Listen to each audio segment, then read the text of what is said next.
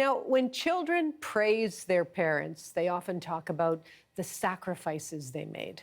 Well, our next guest says giving up everything for your children is actually not the best thing for them.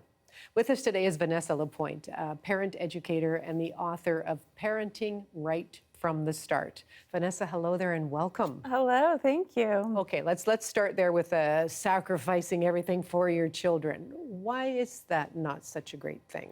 Because you cannot pour from an empty cup. And so it's so important for us as parents to make sure that we are self-full. It's the most selfless thing that we could do to top our own reserves up in order to be able to show up for our children. Yeah, okay, so how is it that happy parents then result in happy children? I think there's a few layers of that. And the big one would really be about neuroplasticity and the concept of co-regulation. So when a parent is well and good within themselves, the way that they show up to an interaction with their child is very solid and very stable. When children are having a hard time, our job is not to join that hard time, but to be a safe keeper of the space around all of that for our child.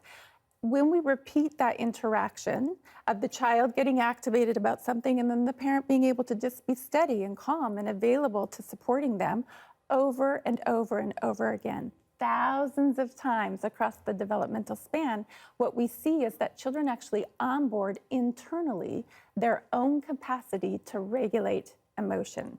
So it comes from the outside via the parent to begin with. And if parents aren't okay, that then means that kids won't be okay. Oh, you're taking us down a little scientific turn there with neuroplasticity. And I was like, where is she taking us? But I get it. I get what you're saying. Now, where does guilt fit into the picture? When we talk about parenting, there can be guilt involved. What if a parent feels guilty putting what may seem to be their own needs? I'm just having some fun with friends. I mean, I should be with my child. I should be there. Where does that fit into the picture? I think it's very important for us as parents to question, where does the guilt come from in the first place?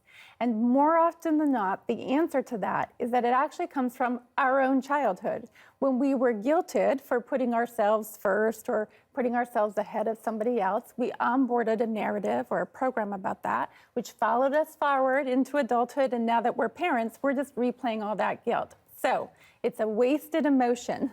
Channel it into something different and know that which is to the greatest good of self will be to the greatest good of all.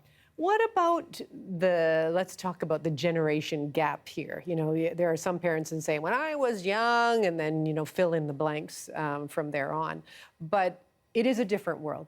It's changed dramatically, even in the last 10 years, when you talk about the advent of technology, the social media apps, all of that, whether it's online bullying or that. What about parents who are just feeling a little left behind in all of that they can't really grasp what their child is dealing with today? I think that's a big reality for a lot of parents right now. And our job is to figure out where it is that we do shine, where it is that we can lead. Do you have a hobby? Do you have a skill? Have you pulled your children into the fold of that and actually allowed them exposure to those kinds of things that you can offer? And even though it feels like a big bite to get caught up with technology and all of that alongside our children, it's important that we try at least to be aware of the world that they are exposed to. Yeah, okay, so what is it going to take then to make this culture shift, I guess, a little more seamless, do you think? I think it comes down to individual work that parents need to do for themselves in order to see the world anew. There is no such thing as immaculate perception. We all come into life and the experiences that we're having as parents and otherwise with our own biases on board. And so to really check, what is going on inside here and how is that creating my reality outside of me? Now, you have two children. I is do. That right? Not so children, a little bit sort of yeah, teen. 16 and 19. Okay. Have you actually had those conversations with them? I guess what I'm getting at here is, do you spell it out? I need my time too. This is important to me. Or do you just model that behavior and they absorb it? I think for my boys, what they would tell you, if you were to ask them that question, is that they've just seen that modeled. There may be the odd conversation where I really make sure that my needs are right out in front and well known because it's important in that moment to make that point. And more often, it's about very subtly but firmly walking the talk and making sure that I am doing for self what it is that I need to be my best version, so that that's what my kids get in their parent. Thank you. I think it's just some really sage advice that a lot of us as parents can take to heart. Appreciate it. Welcome.